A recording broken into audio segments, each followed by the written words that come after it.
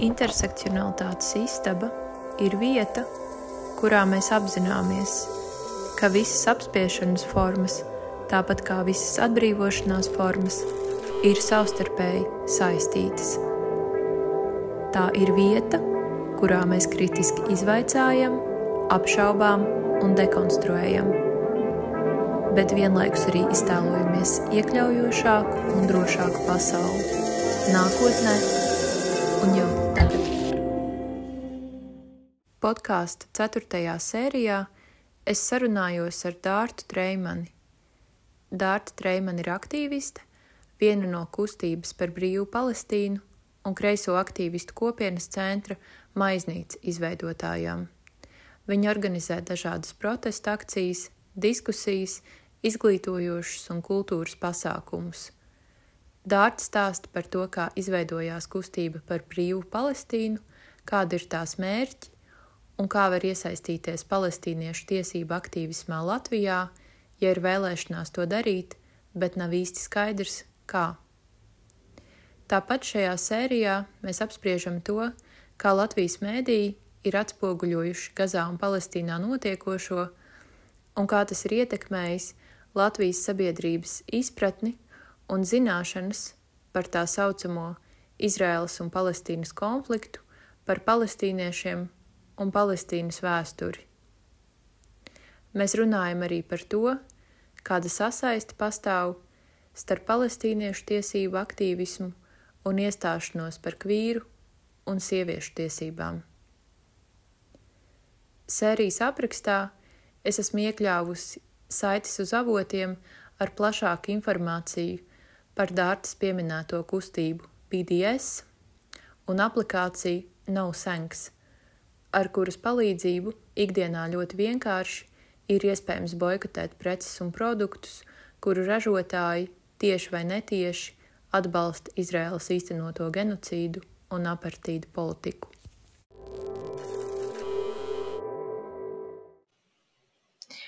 Čau, Dārta!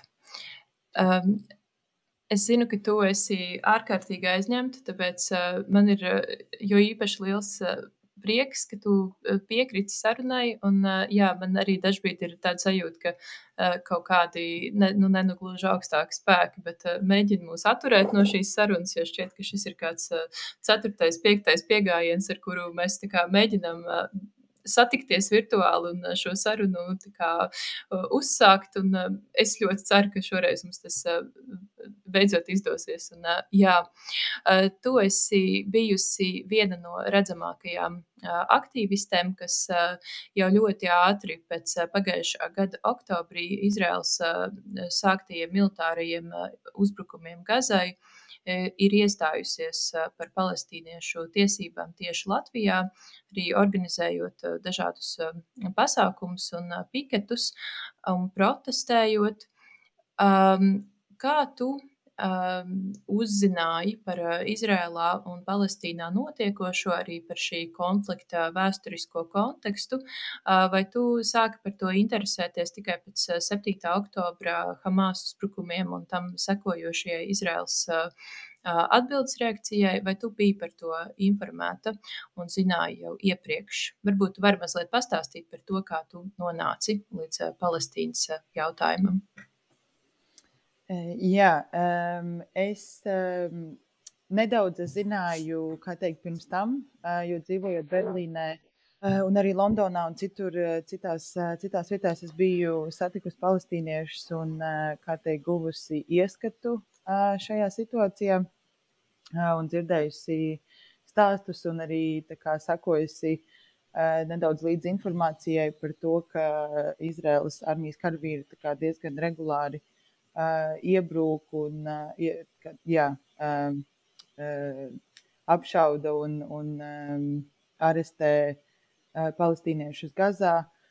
Zināju par blokādi un par sienām un checkpointiem, bet padziļinātu ieskatu, padziļinātu zināšanas tieši par vēsturi, par kontekstu, par visām iesaistītajām pusēm es sāku gūt tieši pagājušajā gadā pēc 7. oktobra. Un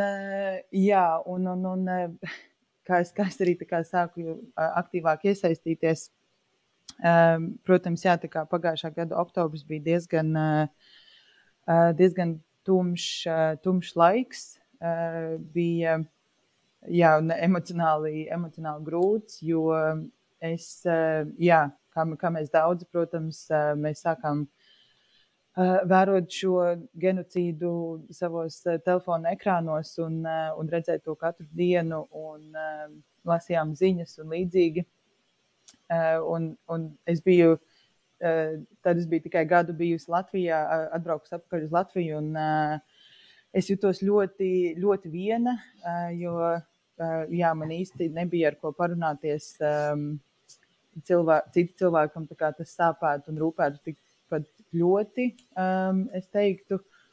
Un, es atceros vienkārši dažkārt esot dzīvoklī un tādu sajūtu, ka tu vienkārši sities pret savu dzīvokļu sienām un pat sāku apšaubīt nedaudz savu realitāti un sāku domāt, ka varbūt tā ir visa propaganda un ka tas viss nav īsts un tam līdzīgas domas, bet tad oktobra beigās ir man dzimšanas diena un es izlēmu aizbraukt uz Berlīni, satikt savus draugus, un tas man ļoti palīdzēja, jo es satiku cilvēkus, kam tas sāp un rūp un kuri dusmojās par to tikpat lielā mērā, cik es, un es redzēju tūkstošiem cilvēkus, kam par to rūp, kam tas sāp. Un tad es sapratu, ka nē, ar mani viss tomēr ir kārtībā, un kad es neesmu traka, un es neesmu dīvaina vai vēl kaut kāda,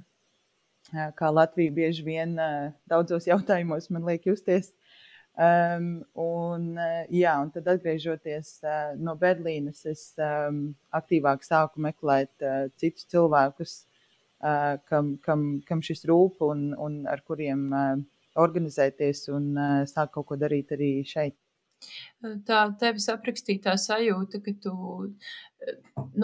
jūties traki vai tā, ka tu gandrīz nespēji noticēt tam, ka vai sāc apšaubīt sevi, vai tas, ko tu lasi un par ko tu uzzini no ziņām vai kaut kādiem citiem avotiem, vai tā gandrīz nav propaganda, ja jau neviens cits uz to tā kā asi nereaģē, tas ir kaut kas tāds, kas man ir ļoti pazīstams, un es atceros, ka vēl kaut kādus, varbūt dažus mēnešus pirms pagājušā gada oktobra es vienu vakaru pilnīgi nejauši, kā tas mēdz gadīties, tā kā no vienas intervijas nokļuvu pie nākamās, un tad sāku skatīties arī kaut kādus dokumentālus sižetus par Rietumkrastu, un es tā pirmoreiz sapratu, cik tā situācija patiesībā tur ir skaudra, un teiksim, tas, ka kontrolpunkti un tas, ka ir atšķirīgi ceļi un ielas pilsētās, kuras drīkst izmantot cilvēki, kam ir Izraels pilsonība un Rietumkrastā dzīvojošie arābi. Un es ļoti skaidri atceros, ka es sēžu un domāju, bet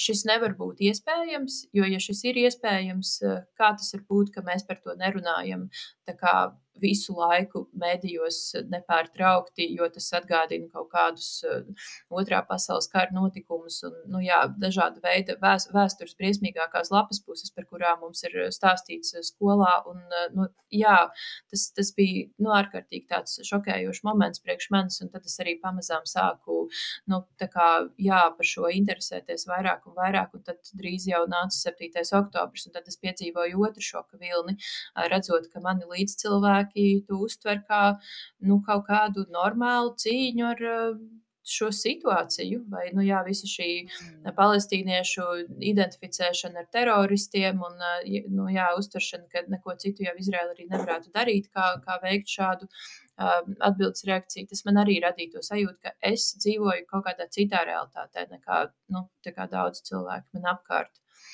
Tu jau iesāki runāt par to, ka tu sāki pēc atgriešanās no Berlīnes meklēt arī Latvijā citus līdzīgi domājošus cilvēkus, kuriem arī rūp tas, kas notiek Gazā un vispār Palestīnā. Un varbūt tu varētu mazliet vairāk pastāstīt par to, kā izveidojās aktīvistu grupa par brīvu Palestīnu, kas ir tas, ko jūs darāt, un kādas ir jūsu vērtības, un cik tālu tu, protams, vari par to publiski stāstīt. Jā, mēģināšu ieskicēt. Tieši mans ceļš klāt cilvēkiem, kas arī par šo dusmojās un kuriem rūp, sākās ar to, ka viens cilvēks, ar kuru es piedalījos feministu workshopā kādu laiku atpakaļ, ielika Instagramā ziņu par to, ka viņi grib taisīt tādu apli vienkārši pie sevis mājās, kur cilvēki varētu padalīties ar savām jūtām, emocijām, stāstiem par notiekošo Gazā. Un es, protams, uzreiz skrēju uz turieni, un tad šajā vakarā es satiku vairākus cilvēkus, kam šis arī rūp, un tas bija īstenībā ļoti, ļoti vērtīgs un skaists vakars. Daudz raudājām, bet raudājām kopā. Un tad caur šo vakaru es uzzināju, ka Aleponijā tiek plānots Palestīnas filmu vakars.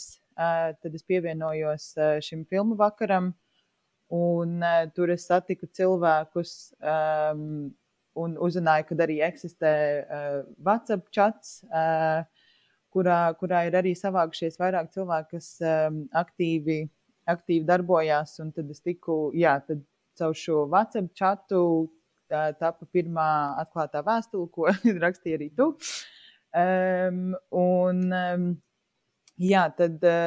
Tad caur šo chatu sāku arī, caur chatu un caur to Palestīnas filmu vakaru mēs arī es sāku organizēt šo akciju pie ārlietu ministrijas, kura pēdējā brīdī tika atcelta, bet es aizgāju tāpatās vienu un noliku savu arbūzu un plakātu, jo es vienkārši vairs nevarēju izturēt neko nedarīt.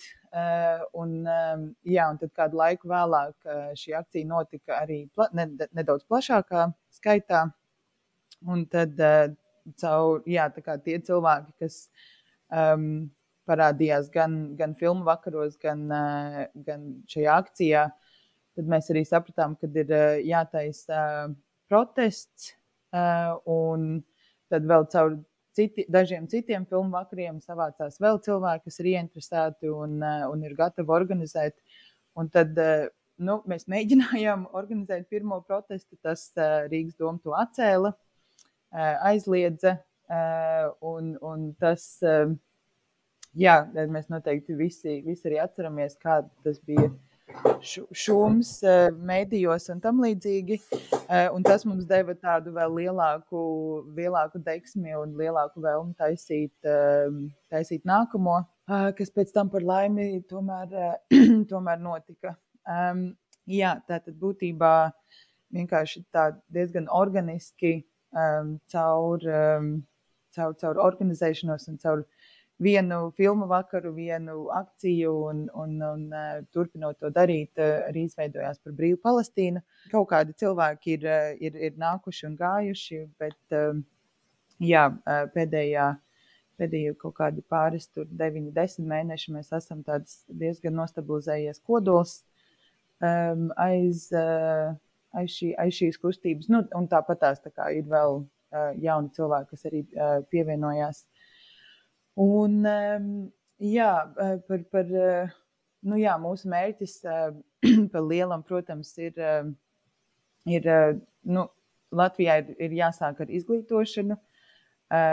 Ja no sākuma mēs galvenais gribējām pacelt šo jautājumu vispār sabiedrībā par to, ka Gazā notiek genocīds un par to, ka mums ir par to jāiestājās un mums ir jārūp, lai arī Latvijas mediji un politiķi mums mēģina pasniegt pilnīgi pretēju domu.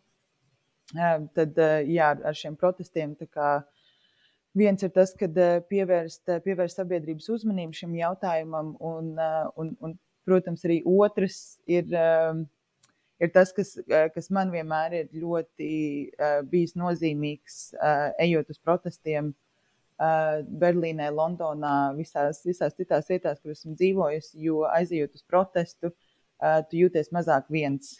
Tu jūties, ka ir vēl citi cilvēki, kam šis rūp, kam kuri dusmojās par līdzīgām lietām, kuri domā un kuriem ir līdzīgas vērtības kā tev, un tu jūties mazāk viens, kā teikt, savās vērtībās. Un man liekas, Latvijā, nedaudz nošos no tēmas, bet man liekas, Latvijā ir ļoti svarīgi, ir ļoti būtībā neeksistē protesta kultūra.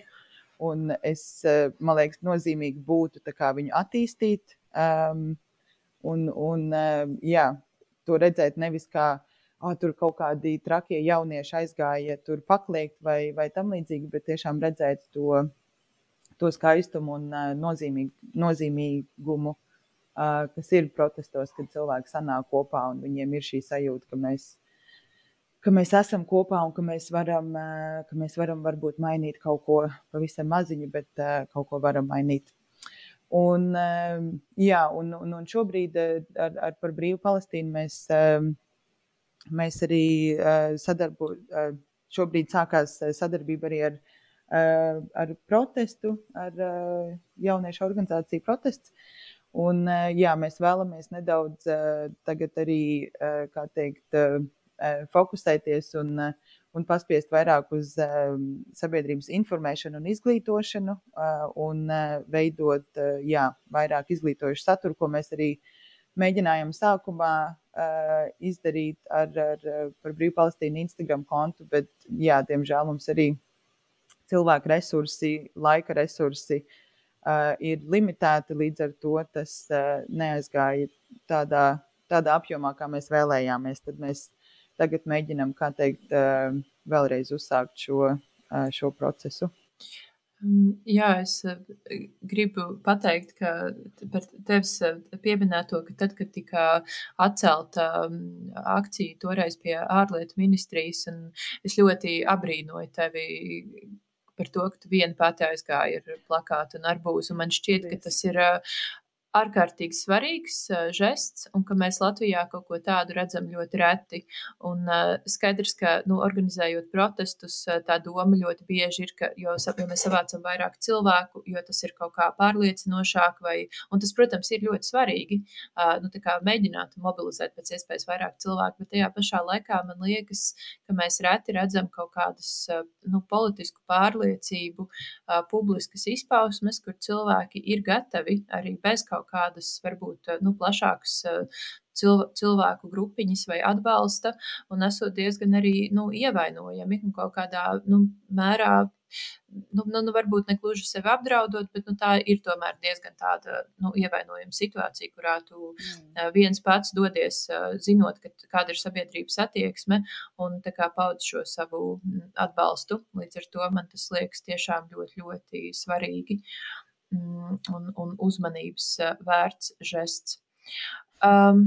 Tu jau arī pieminēji to, ka tu esi dzīvojusi arī citvieta un piedalījusies arī ar Palestīnu saistītos protestos arī citviet. Un mēs, protams, esam redzējuši pēdējā gada laikā, ka mēģinājumi ierobežot to, ka cilvēki pauž savu atbalstu Palestīnai un palestīniešu tiesībām, un vispār arī Izraels mēģinājumu kontrolēt šo narratīvu, jo mēs to tā varam nosaukt, vai Izraels propaganda ir ļoti spēcīga arī citur rietumu pasaulē, gan ASV, gan Eiropā, taču Latvijā, man liekas, tas ir kaut kā īpaši izplatīts, dažādi mīti, kā piemēram tas, ka Izraels valdības kritika tiek vienādota ar antisemītismu un cionismu kritika tiek vienādota ar antisemītismu, kas tā nebūtu nav. Un man ir tāda sajūta, ka šeit lielā mērā par to ir atbildīgi Latvijas mediji, un tas, kā Izrēlā un Palestīnā notiekošais ir ticis atspoguļots, un, diemžēl, arī sabiedrisko mediju šajā gadījumā neprofesionāls situācijas atspoguļojums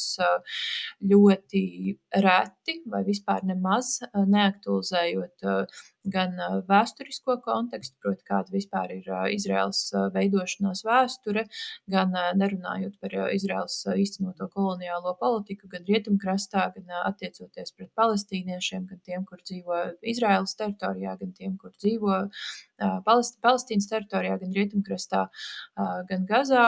Un man liekas, ka mēs nevaram vispār saprast šobrīd notiekošo šo kontekstu, neņemot vērā. Un mēs arī, teiksim, lielos rietumu medijas kā BBC, mēs, protams, arī varam kritizēt par dažādām lietām, tomēr tur daudz biežāk parādās arī skati no rietumu krasta, no Gāzes, tiek intervēti cilvēki, bet šeit mēs to gandrīz vispār neredzam. Un tas, kas man šķiet arī ļoti problemātiski, ka teiksim, mēs Latvijas mēdījos neizskan arī tāds 7. oktobrī Hamas nogalināto tuvinieku skatījums, kā piemēram palestīniešu, atvainojos, Izraēļu miera aktīvista Maoza Inana teiktais, ka vienīgais, kas šo situāciju varētu ilgtermiņā atrisināt, ir kara pārtraukšana un vienlīdzīga tiesību nodrošināšana Izraels un Palestīnas teritorijā dzīvojošajiem gan ebrejiem, gan arābiem. Un, ka īstenībā arvien vairāk arī šo gan nogalināto, gan ķilnieku ģimenes ļoti atklāti kritizē to Izraels valdības rīcību šobrīd, bet mēs to gandrīz vispār medijos nedzirdam. Un man šķiet, ka tas varbūt ir viens liels iemesls, kāpēc tā attieksme ir tāda, kāda tā ir, un kāpēc par to, par palestīniešu tiesībām iestāties ir tik grūti. Varbūt tev vēl ir kāds redzējums vai skatījums uz to, kāpēc Latvijā šī situācija tāda ir izveidojusies, ka cilvēki, kur iestājas par palestīniešu tiesībām, tiek uzlūkot labākajā gadījumā kā aizdomīgi un jocīgi, un sliktākajā gadījumā kā terorismu atbalstītāji. Jā, tas ir arī ātri pieminēt, pieņemsim arī to, ka Latvijas mēdījos netiek atspoguļots, ka tūkstošiem Izraēļu gāja protestēt, cik tas bija divus mēnešus atpakaļ pret notiekošo Gazā un pret šo kara darbību. Un, par to arī neviens nerunā. Bet jā, mēdī, protams, kā teikt, es neticēju mēdījiem kā konceptam jau diezgan ilgu laiku, bet pēdējais gads man ir licis ļoti, ļoti vilties, it īpaši Latvijas mēdījos, protams, arī daudzos citos internacionālos mēdījos. It īpaši runājot arī par to valodu, kas tiek izmantot, šī pasīvā un aktīvā valoda. Pasīvā valoda, tad, kad mēs runājam par nogalinātajiem palestīniešiem, ka viņi vienkārši nomira, bet tad, kad tie ir Izraels civiliedzīvotāji vai Ukrainas civiliedzīvotāji, tad bija kāds, kas viņus nogalināja. Un tas ir ļoti, ļoti svarīgi tieši kāda valoda tiek izmantot runājot par to, jo tas veido cilvēku domu un saprašanu.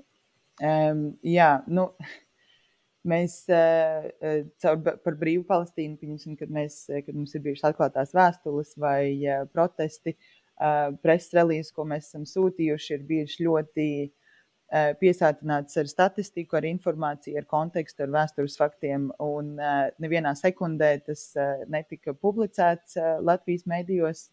Ja tika publicēts par mūsu protestu, tad vienmēr, vai mēs redzam arī jebkurā citā rakstā, pieņemsim, ja tur tiek runāts par palestīniešiem, tad tomēr visos mēdījos Latvijā apakšā vienmēr tiek, dots konteksts un tiek pieminēts 7. oktobris un to, ka tika nogalināti 1200, manuprāt, Izraels civiliedzīvotāji, bet nevienā brīdī netiek dots konteksts, plašāks vēstures konteksts par Palestīnu un kā tu minēji, par Izraels valsts izveidošanās. Un tas, manuprāt, ļoti atspoguļo un parāda to, kāpēc cilvēki Latvijā domā, kā viņi domā, kā viņi redz palestīniešus un kā viņi redz Gazā notiekošo.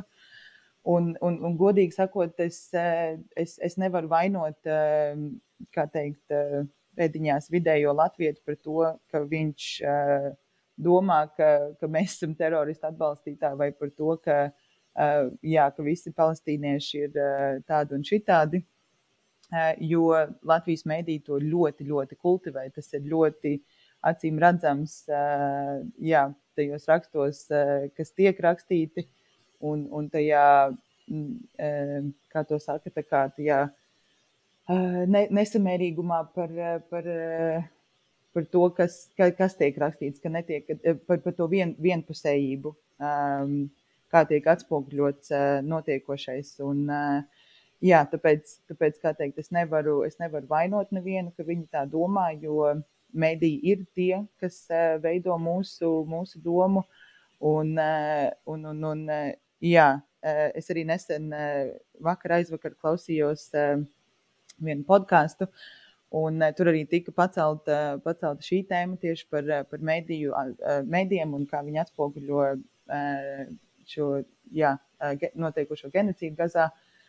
Un tur tika pieminēti vārdi par to, ka mediji veido mediji veidos sabiedrības piekrišanu karam, tādu piekrišanu, consent, piekrišanu, kad mediji padara to, ka mums tas liekas normāli, ka mums tas liekas pilnīgi, un kā tu arī minēji, ka pieņemsim, ka šī pēdējā gada laikā mēs esam savu draugu vidū, paziņu vidū, tur slavenību un cilvēkus, kuriem mēs kurus mēs agrāk respektējam, tajā to cilvēku vidū ir šī attieksme, ko tad Izraela vēl citu varēja darīt, tas ir pilnīgi, tā ir pilnīgi normāla atbilde, un tas ir pilnīgi, ka tas ir pilnīgi ok, kas notiek. Un tad tur mēs redzam šajās attieksmēs, šajos izteicionos ir redzams tas, ka mediji ir izveidojuši, balstoties arī uz islamofobiju un rasismu, protams, ir izveidojuši šo piekrišanu sabiedrībā, ka šī Izraels atbilde bija, ir un kad bija un ir piemērojama un ka tā ir ok. Tā kā mediji spēlē milzīgu lomu sabiedrības domas veidošanā. Un Latvijā tas ir, es esmu ļoti vīlusies. Jā, valodai pilnīgi noteikti ir milzīga nozīme tam, kā jau tu arī pieminēji, ka vai mēs par kurām cilvēku grupām mēs rakstām, ka viņi vienkārši nomira, par kurām cilvēku grupām mēs rakstām, ka viņi tika noslapkavoti vai nogalināti. Un tas, protams, arī veido to mūsu sajūtu par to, kuri cilvēki ir cilvēki un kuri varbūt ir tomēr mazliet mazāk cilvēki. Un vēl, protams, arī tas, kā Izraels upuriem, kam, protams, ir ļoti svarīgi pievērst uzmanību, bet ka mēs redzam viņu stāstus, šiem cilvēkiem ir balsis, viņiem ir vārdi un sejas, kamēr palestīniešu upuri ir vienkārši, kaut gan tas ir neiedomājams cilvēku skaits, kas ir gājis bojā, bet tā ir vienkārši kaut kāda bezvārdu masa Latvijas mēdīju kontekstā, kas, kam ir tā ļoti grūti noticēt. Un vēl viens aspekts, kas man arī šķiet ļoti, acīm redzams, ir tas, ka Latvijas mēdījos gandrīz vispār netiek pieminēts tas, ka patiesībā ir ļoti daudz ebreju un ebreju organizācijas gan Izrēlā, gan arī visā pasaulē, kuras šo ļoti aktīvi nosoda un saka ne mūsu vārdā, jo sākot ar Jewish Voice for Peace, es nevienu sižetu neesmu redzējusi, piemēram, Latvijas televīzijā, kas Jewish Voice for Peace un to, ko viņi dara, vispār būtu pieminējuši. Man tev ir varbūt šajā kontekstā mazliet provokatīvs jautājums. Kā tev šķiet, vai tas mēdīju konteksts, kas Latvijā tiek veidots ļoti vienpusējs, vai tas tiek darīts apzināti, vai tas vienkārši tiešām ir aiz nezināšanas un kaut kāda tā vēsturiskā konteksta izpratnes trūkuma dēļ? Tu, protams, var arī neatbildēt, bet man šis jautājums ļoti nodarbina pēdējā laikā. Es, protams, nepazīstu visus Latvijas žurnālistus un neesmu iesaistīta pagaidām nevienā mēdījā, bet es tiešām negribu un nevaru ticēt, ka neviens no šiem žurnālistiem nezina nezina kontekstu, nezina vēsturi vai arī vai kaut vai Instagramā nesaņem nerad šos video un tam līdzīgi. Es domāju, ka tas tiek darīts ļoti apzināti. Šī izvēle, kā to atspoguļot un kādu informāciju neatspoguļot. Es, protams, atkārtošu, ka es nepazīstu visus žurnālistus, un es nevaru to tā ļoti ģeneralizēt un apgalvot, bet man tiešām ir grūti noticēt, ka visi Latvijas žurnālisti televīzijā, Delfos, TVNetā, ka viņi nav pietiekami inteliģenti un kā teikt, cilvēki, kuri mēs dzīvojam ļoti informācijas piesātinātā laikā. Informācija ir viegli atrast, informācija tā kā nāk būtībā pie mums. Dažkārt mēs gribam vai to negribam, un man ir grūti noticēt, ka šī informācija par tām šausmām, kas notiek Gazā, ka tā informācija nenonāk pie Latvijas žurnālistiem. Tam es tiešām neticu, un es domāju, ka tiek medijos tiek atspoguļota tā informācija, kuru pieņem un kuru atbalsta valsts, tiek tā kā ieņemta valsts pozīcija, tiek atspoguļota valsts pozīcija, un tāpēc, ka Latvijā, kas arī ir diezgan problemātiski, bet cerams, ka tas mainīsies, nav alternatīvais mēdījis, kā teikt, nav mēdījis, kas, ja mums, varbūt ir Satorī, kas kā mēģina nedaudz cita veida informāciju pasniegt cilvēkiem, bet pietrūks nedaudz plašāks un padziļinātāks skats uz pasaulē notiekošo. Un, tā kā, kad mēs arī redzam, ka pieņemsim Delfi un TVNet, un tur LSM raksti bieži vien ir ar tiem pašiem virsrakstiem, ir tas pats gan vienkārši copy-paste pats teksts. Tur nav, tas ir vienkārši viena tā pati informācija tiek laista par riņķi, un pa lielam tā vienkārši arī atspoguļo to, ko valsts un mūsu politiķi domā un uzskata. Bet kā tu domā, vai tā, valsts pozīcija un tas, ko atspoguļo mēdīji, un tas, tās gandrīz vai beznosacījuma atbalsts Izrēlai, vai tas, izriet, galvenokārt tikai no tās, šī brīža, ļoti skaidrs, ka mēs dzīvojam ļoti nestabilā situācijā ar Krievijas īstenoto karu Ukrainā, un tas rada, lielai daļai Latvijas sabiedrības bailes un pamatotas bailes, un tur par to nevienu nevar nosodīt, bet, skaidrs, ka šis te, kaut kāds izveidotais priekšstats, ka visi tie, kur atbalsta Palestīnu, atbalsta arī Krieviju, ka tas ir absolūts absurds un muļķības, bet kā tu domā, vai tas nāk no šī galvenokārt, vai tur ir vēl kādi citi iemesli, kāpēc šī Izraels propaganda Latvijā ir tik spēcīga? Es domāju, ka daļēji noteikti tas spēlē kaut kādu lomu. Es par to nebiju pat tik ļoti tā padomājis, bet, ka tu tā saki, noteikti, bet es vienkārši, un kas ir tā kā, manuprāt, galvenais, kas šo dara, ir tas, ka tā ir ASV pozīcija, šis beznosacījuma atbalsts Izrēlai, un līdz ar to, kā Latvija kā sabiedrotā ASV un mums ir arī šī fakta dēļ, ka Krievija mums ir kaimiņos un cilvēkiem, ka cilvēkiem ir bail par šo iebrukumu, un mēs tā kā gribam paļauties uz ASV atbalstu, ja tas notiktu, vai mums ir vajadzīgs ASV tā kā mūsu aizmugurē. Mums ir vajadzīgs tā kā būt ASV pusē. Un tas ir, man liekas, tā kā viens no galvenajiem, tā kā, kad Latvija baidās runāt pretī ASV pozīcijai. Un līdz ar to, un arī tā kā rietumi, ne tikai ASV, bet arī tā kā lielākās daļas rietumu Eiropas pozīcijai, mēs jūtamies kā pārāk maza valsts, kura neko kuru nevar iestāties par to, ko viņi gribētu vai tam līdzīgi, ka mums ir vienkārši jāsako tam, ko domā un saka ASV un Rietuma Eiropa. Es domāju, ka tāpēc mēs arī tā oficiālā valsts pozīcija ir šāda. Un par to, ko tieši arī mēdīji atspoguļo, mēs arī redzam diezgan ļoti šo Izraēlas vēstniecības ļoti, ļoti aktīvo darbību. Viņi brauc uz universitātēm, brauc uz vidusskolām un pasniedz ļoti vienpusēju skatījumu un informāciju par notiekošo.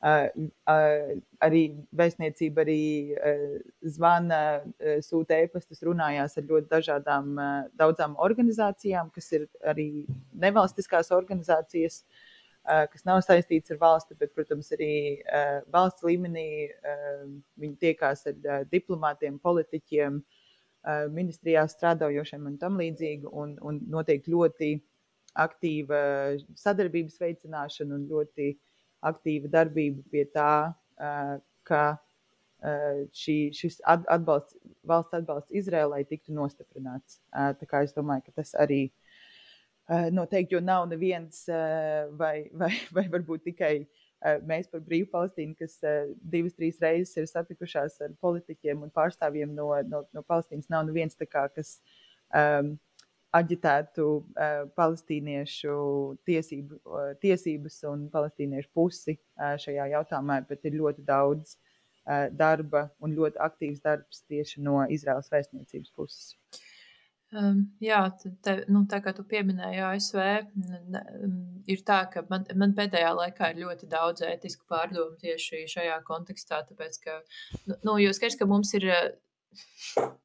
Mums jau arī viena lieta ir, kas ir mūsu tā kā valstiskā tāda kopējā politiskā pozīcija, un tad ir, kas ir varbūt tās lietas, ko mēs personiski izvēlamies atbalstīt. Vienkārši es ļoti labi apzinos, ka tā ir tāda milzīga frustrācija un īstenībā strupceļš, jo no ASV lielā mērā ir mūsu drošības garants, bet tajā pašā laikā apzinoties, ka ar ASV atbalstu tiek īstenots genocīds un cilvēki iet bojā katru dienu, un neba jau Gaza vai Libāna ir pirmās vietas, kur tas notiek ar ASV atbalstu vai kur ASV armija to ir darījusi.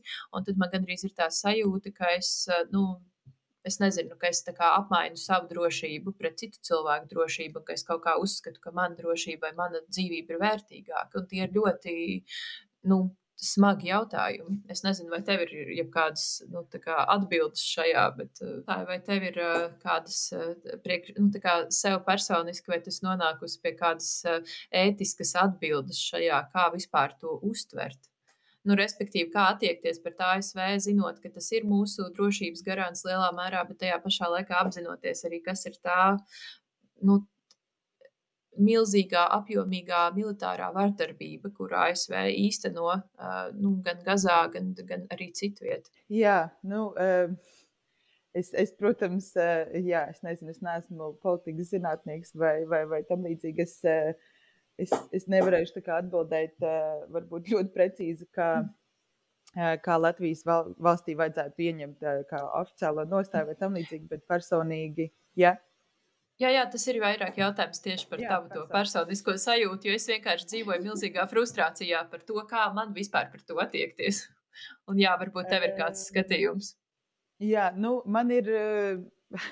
man attiekties pret ASV kā pret imperialistu un es teiktu pat, es viņus īsti neredzu. Man ir ļoti viegli būt kritiskiem pret viņiem, man ir ļoti viegli viņus neatbalstīt. Man ir, es necienu, ja tā var teikt. Ir tik ļoti daudz problemātiku ASV, tā kā dažreiz viņu īsti neredzu kā īstu valsti. Viņi ir tik, jo mēs paskatāmies dziļāk un paskatāmies uz neeksistējošo būtībā veselības aprūpi, ka cilvēkiem ir bail zvanīt ātrajai palīdzībai, jo viņi saņems tūkstošiem lielu rēķinu, kas viņus tā kā var kas pēc tam viņiem būs parādi un milzīgas problēmas, un tad cilvēki izvēlās nezvanīt ātrējai palīdzībai, ka viņiem ir kaut kādas medicīniskas problēmas. Nu, tas, man liekas, ļoti, ļoti labi atspoguļo to, cik šausmīgi šī vieta ir, un ka tiek tērēti 40 biljons, latviski būs miljardi. Tā kā, pieņemsim, Izraēlas tiek sūtīta nodokļu maksātāja nauda, tiek sūtīta Izraēlas armijai, kur pēc tam Izraēlas armija nopērk šos ieroči no ASV, un šī nodokļu maksātāja nauda nonāk pie privātajām kompānijām, kas taisa ieročus. Un vēl miljons šādu līdzīgu lietu, kas notiek ASV un ko dara ASV. Man ir ļoti viegli, kā teikt, viņus kritizēt un neatteikties pret viņiem kā pret, es nezinu, mūsu glābējiem vai pret kaut kādu tur šī Amerikas sapņa ideju. Jo ļoti daudz, simtiem miljonu cilvēku nāves ir uz ASV vārda. Tas ir ļoti daudz procesi un globālo dienvidu eksploatācija notiek ASV imperialisma dēļ. Un tur ir tik ļoti daudz šausmīgi lietu, ko viņi dara, ka man ir ļoti viegli viņus neatbalstīt. Ja tas atbild kaut kādā veidā, tas, man liekas, ļoti... Jā, tas atbild uz tavu jautājumu. Nē, tas kaut kādā mērā atbild uz manu jautājumu. Man liekas, ka te droši vien mēs atkal atgriežamies pie tā, ka, Latvijā vienkārši trūkst informācijas, un man liekas, ka liela daļa sabiedrības vispār pat nenojauš, kas tas ir, par ko mēs runājam. Un, jā. Vēl viens aspekts, ko Palestīnas kontekstā gribētos vēl varbūt mazliet par to parunāt, ir saistīts ar to, ka daudzi kvīri visā pasaulē iestājas par palestīniešu tiesībām un palestīniešu atbrīvošanu, un arī par brīvu Palestīnu devās Praidā. Bet šeit nereti, vai nevis nereti, precīzāk ļoti bieži tiek dzirdēta dažāda veida pretestība, kas atsaucas gan uz islama skatījumu, uz homoseksualitāti, un no tā tad tiek atvedināts tas, ka šie aktīvisti vispār paši nesaprot, kas tā ir par situāciju un par ko viņi iestājas, un tad šis jau daudzkārt dzirdētais apgalvojums, ka Gazā tevi nomest no mājas jumta, un kas man, protams, šķiet, ņemot vērā to, ka Izraēlas armija tur ir nogalinājuši 42,000 cilvēku, visticamāk, ka tas reālais upuru skaits ir lielāks, bet, no kuriem vismaz pusi ir sievietes un bērni. Man liekas, ka šādi apgalvojumi vispār ir bezgaumīgi un vulgāri, bet viņi tomēr bieži izskan, un tāpēc man šķiet, ka šo ir vērts vēl kaut kā pavētīt un papurināt. Kā tu redzi to, kāpēc kvīriem būtu jāiestājas, un kāpēc kvīri iestājas par palestīniešu tiesībām, un vispār varbūt kāda ir intersekcionāla sasaiste starp iestāšanos par palestīniešu tiesībām un iestāšanos par dažādām cilvēku grupām un vispār dažādiem līdztiesības jautājumiem, vienalga, vai tās būtu sieviešu tiesības vai vidas aktīvisms, un kāda ir tā nevis pretrunas, un tas viss nekādi neiet kopā, bet tieši pretēji kādus tos varbūt mezglus un sasaistes punktus tu tur saredzi.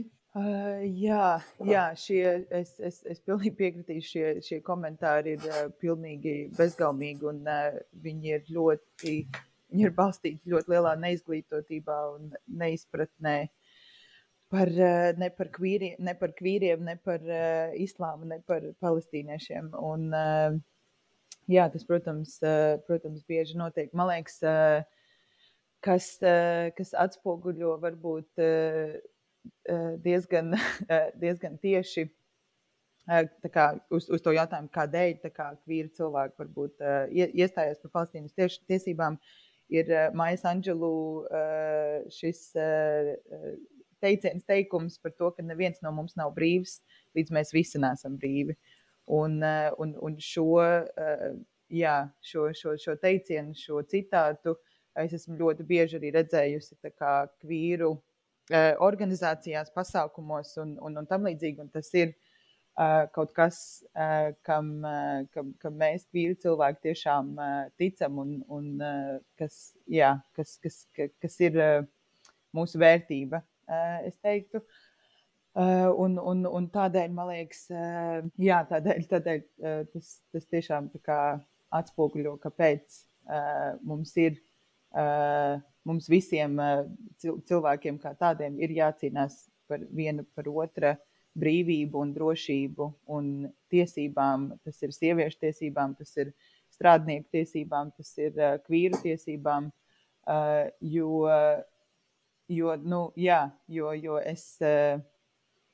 mēs nevaram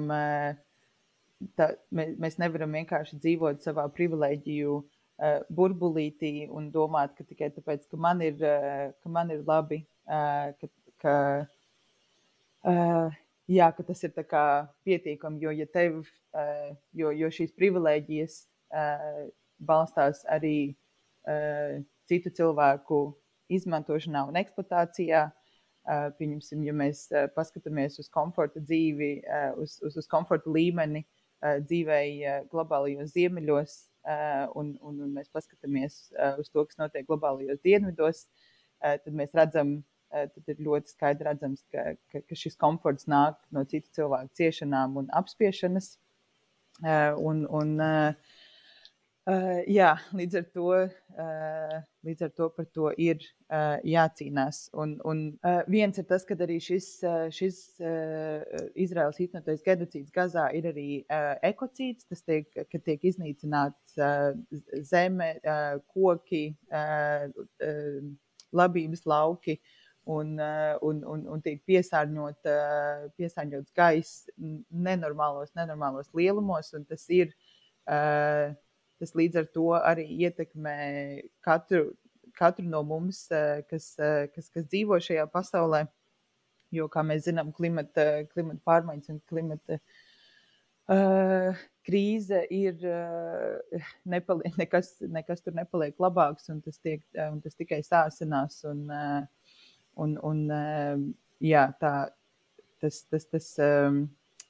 mēs redzam tās izmaiņas un pāri nodarījumus arī jau šobrīd, un gan Eiropā, gan protams, tā kā, diemžēl arī globālie dienvidi tiek ietekmēti pirmie. Bet līdz ar to tas, genocīds, kas notiek Gazā, tas mums ir jārūp visiem, jo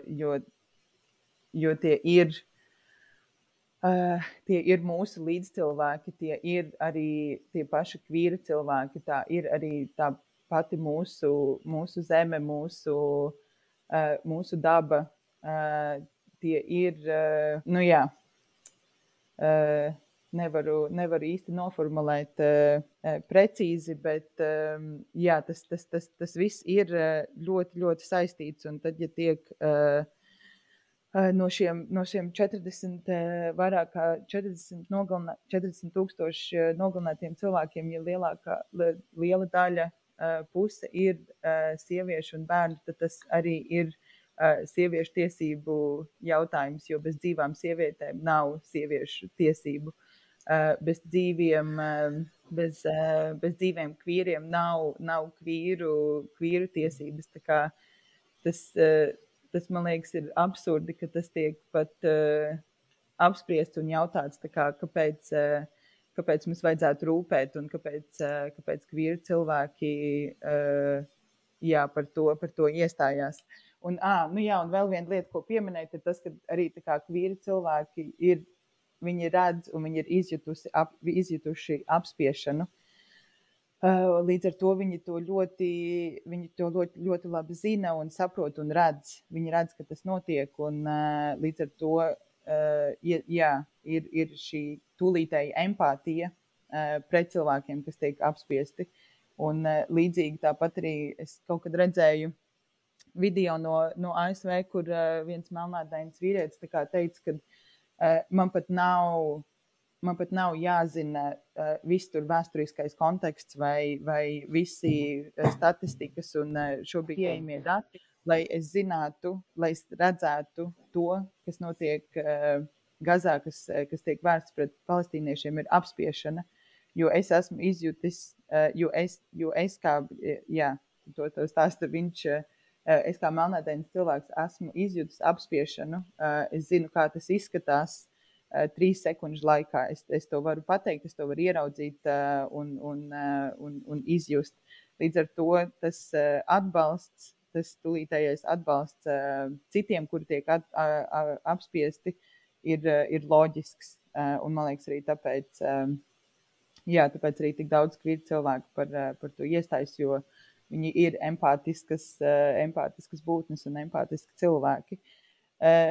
Un vēl arī tā kā, man arī ļoti, protams, nepatīk tas, ka tiek vienmēr izmantots tas, ka islāmā tā kā, ir ļoti liela neiecietība pret kvīru cilvēkiem vai tam līdzīgi, bet neviens nerunā par to, ka tas pats arī ir kristietībā, kad labi, varbūt pēdējos gados tas ir nedaudz mainījies un šis atbalsts arī no kristiešu baznīcām ir nedaudz lielāks pret kvīru cilvēkiem, tad kaut vai tikai, nezinu, tur 5-10 gadus apakaļ tas tā nebija, un daudzās vietās tas vēl joprojām nav. Tā kā tas nav, par to neviens nerunā, bet par to, ka islāmā nav tik liels atbalsts, par to ir jābūt ļoti skaļiem. Jā, bišķiņ haotiski aizgāju, bet tur ir tik daudz, tur ir tik daudz apakšā, tur ir tik daudz lietu, kad ir grūti to arī tā kaut kā vienā lietā safokusēt.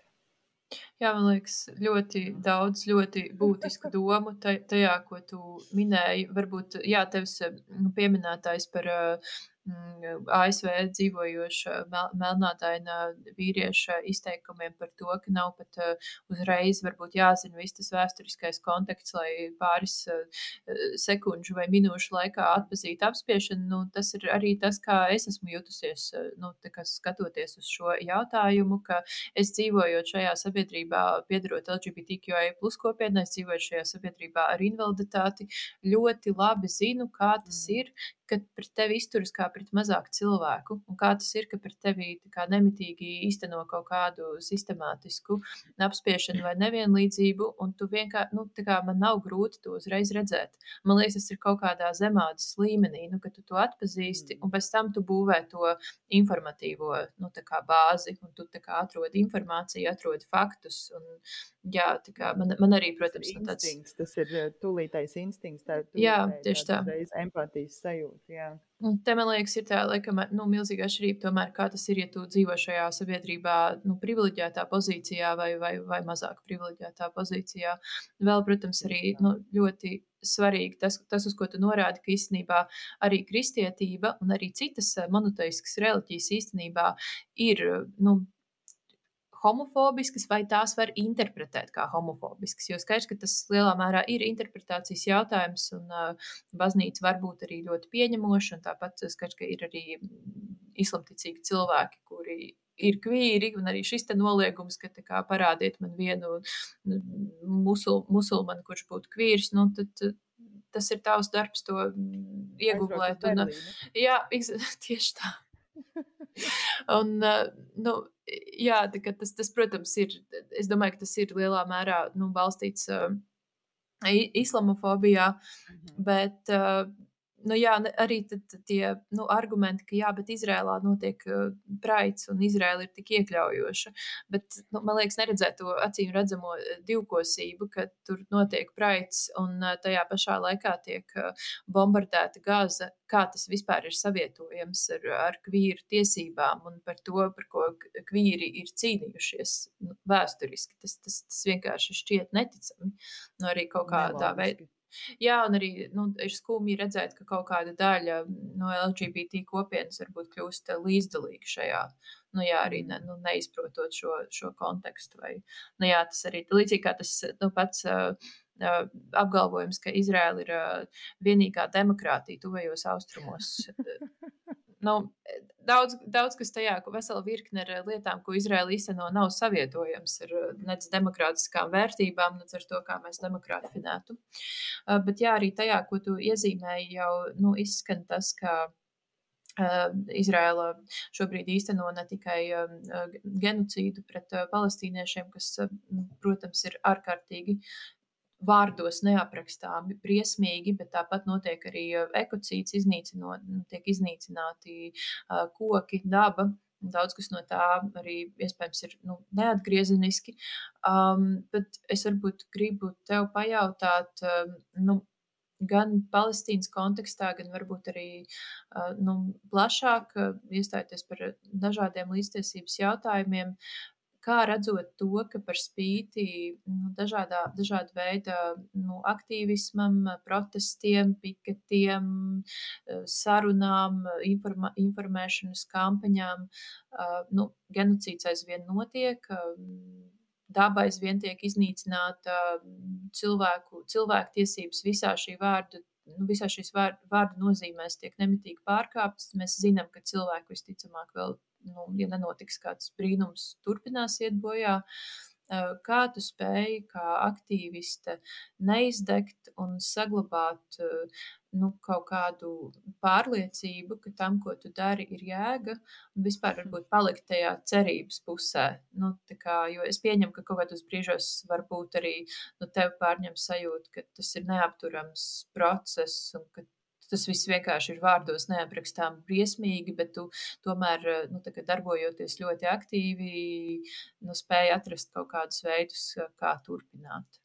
Vai tu vari par to mazliet pastāstīt? Jā.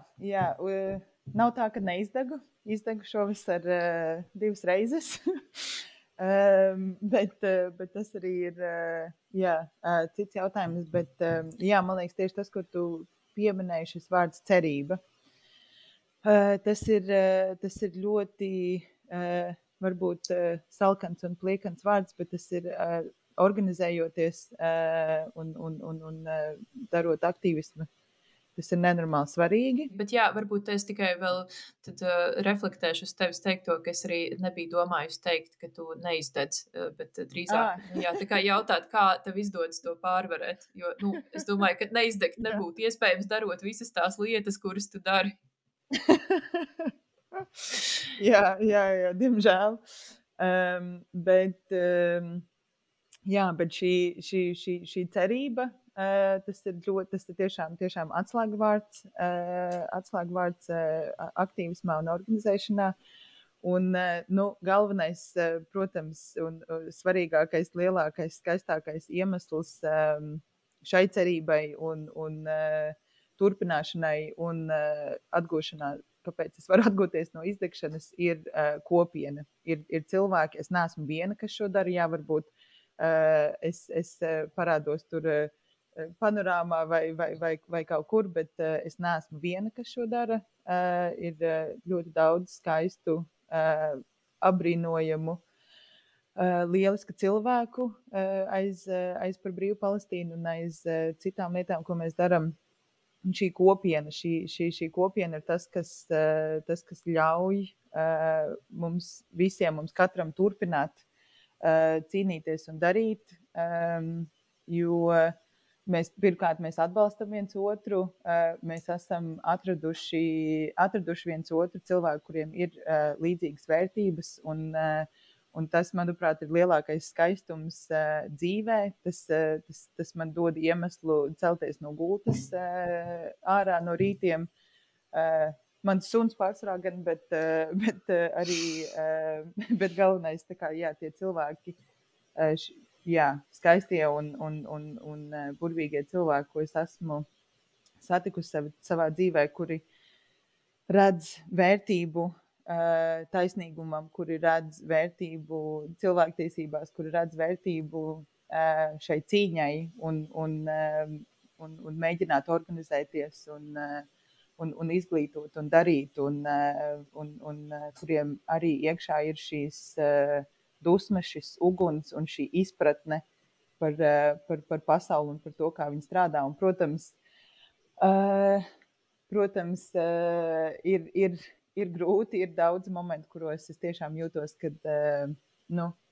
ir siena, ka mēs vienkārši cīnāmies pret sienu un sitamies pret sienu un nekas nenotiek, bet tad ir kaut kādi mazie momenti, mazās uzvaras vai mazie momenti, kas dod cerību un ka kaut kas var mainīties. Un tad, ja mēs, un arī, tā kā arī tas, kāpēc ir tik viegli izdegt un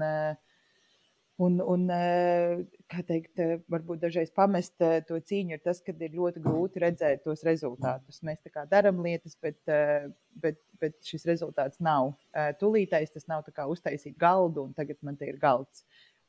Tie rezultāti, iespējams, kad es pat savā dzīvē viņus neredzēšu un neuzzināšu. Tās ir lietas, kas notiks pēc daudziem gadiem, kas būs tā kā izmainījušās šo darbību dēļ, ko mēs šobrīd darām, vai arī mēs neredzam, jo tas ir cilvēki, kas ir ārpus mūsu sociālā burbuļa, un kad varbūt tur mēs kādam izmainījām uzskatu par to, kas ir palestīnieši, vai par to, ka visi arābi nav teroristi un slikti cilvēki, un tā kā, ka tu neredzi tos rezultātus, ir grūti, bet ir vienkārši kaut kā naivi jātic tam, ka tas kaut ko maina un ka šīs izmaiņas notiek. Un tā kā paskatoties, pieņemsim uz citu aktīvistu darbu, feministu darbu, ko viņas cīnījās un darīja vēstures kontekstā, mēs redzam, ka tam ir sekas un ka tas bija tā vērts un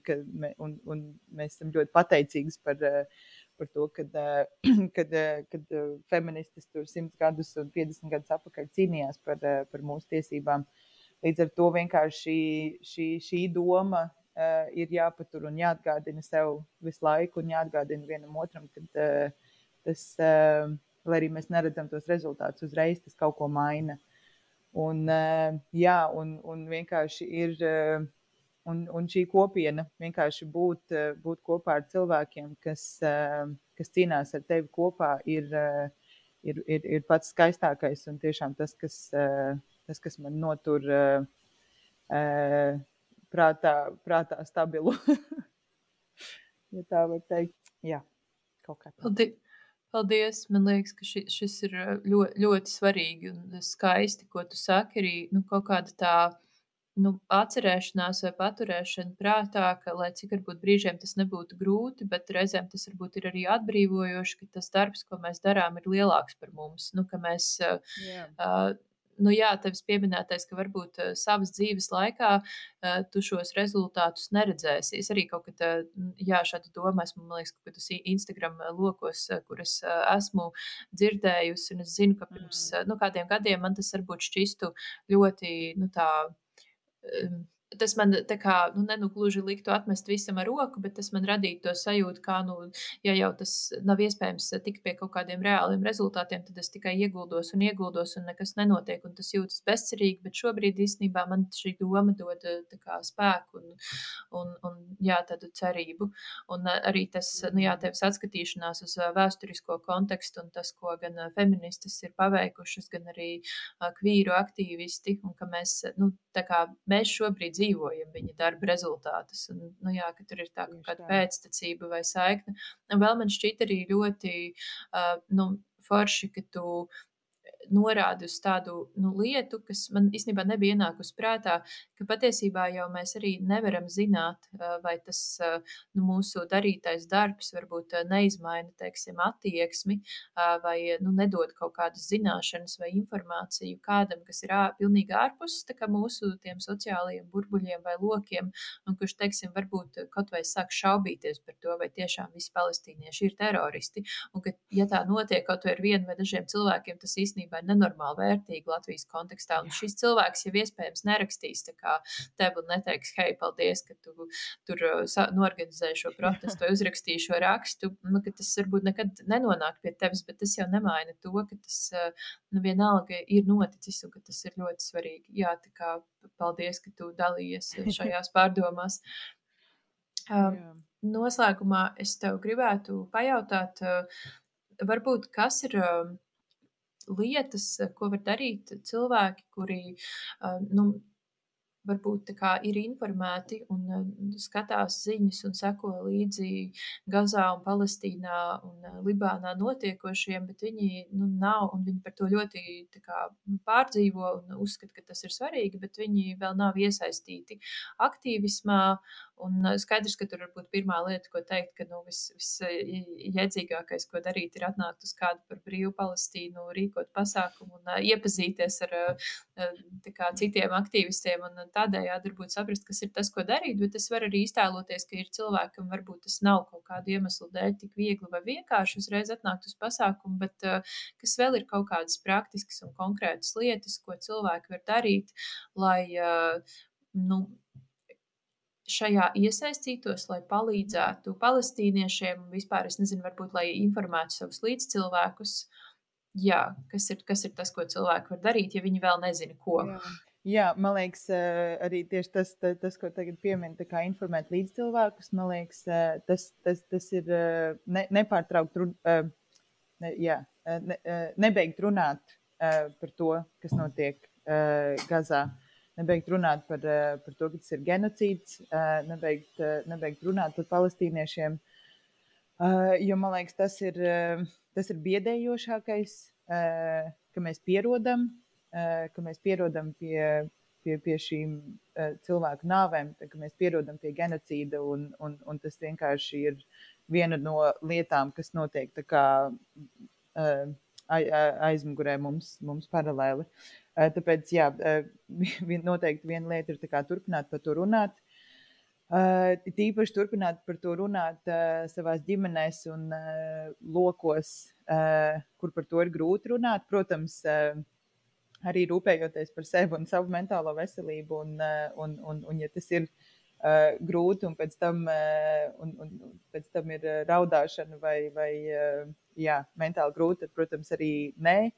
Bet iespēja robežās, runāt par to lokos, kur tas ir, kur ir pretēji viedokļi, un visu laiku atgādināt par saviem viedokļiem un savām vērtībām, un to es varētu attiecināt ne tikai uz Palestīnas jautājumu, bet arī uz citām mūsu vērtībām par feminismu, par kvīru tiesībām, par rasismu. Un tam līdzīgi tā kā turpināt, tā kā darīt šīs neērtās sarunas savos tuvinieku lokos. Vēl ļoti svarīga lieta, ko es gribu aicināt visus pievērst uzmanību un darīt, ir boikota, šis BDS kustība. Un boikotēt noteiktas preces un kompānijas, kā tas, pieņemsim, kas ir Puma, Siemens, McDonald's, Burger Kings, kas, man liekas, arī ir Latvijā, kas ir Cat, kompānija, kas taisa zābaku zeķes un buldozerus. Ja kāds grib iegādāties buldozeru, lūdzu, ne no Cat. Un ir šī aplikācija, kas ir ļoti viegli un forši lietojama, kas saucās No Thanks. Un caur šo aplikāciju, ejot veikalā, tu vienkārši paņem preci, noskanēji svītrukodu un tev pasaka, vai viņa kaut kādā vai viņai ir šai precei kaut kāda saistība ar Izraēlu un vai viņa kaut kādā ziņā finansē notiekošo genocīdu. Tā kā tas ir ļoti viegli, ātri lietojama aplikācija, un to es ieteiktu izmantot.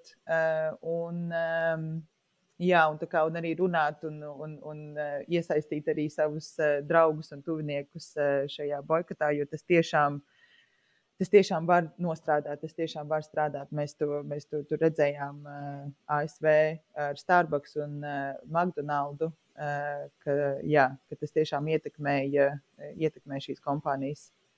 Un pēdējais, ko es varu aicināt cilvēkus, ja ir laika un cita veida resursi, tad rakstīt mums, un ja gribās nākt un iesaistīties, organizējot filmu vakarus vai organizējot diskusijas vai kaut ko tam līdzīgi droši, un galvenais tā kā arī palīdzēt mums taisīt saturu. Tas ir tulkot lietas, tas ir rakstīt lietas, un arī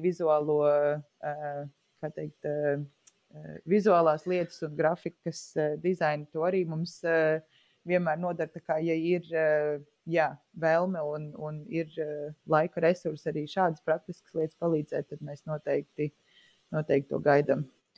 Paldies. Forši, ka tu pieminīji arī BDS un aplikāciju, un tas ir arī man atgādinājums. Man ir šī aplikācija, viņu esmu uzinstalējusi, bet es viņu aizmirstu tā kā regulāri izmantot, vai tu viņu izmanto tiešām ikdienā? Nu, tā kā staigājot pa veikalu. Forši, tad tu... Jā, es esmu iemācījusies kaut kādas daudzas lietas, kas ir uz BDS sarakstā, bet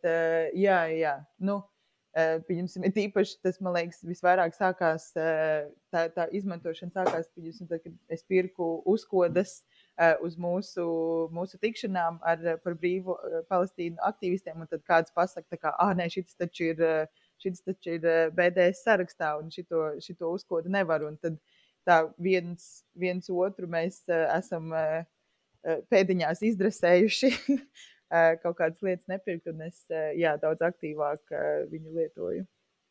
Forši, es mēģināšu atcerēties šo sarunu, staigājot pa veikalu, un arī tiešām atcerēties, ka man ir šī, ka jāskatās ne tikai uz to, vai produkti ir vegāniski, bet arī, vai viņi nesponsorē genocīdu.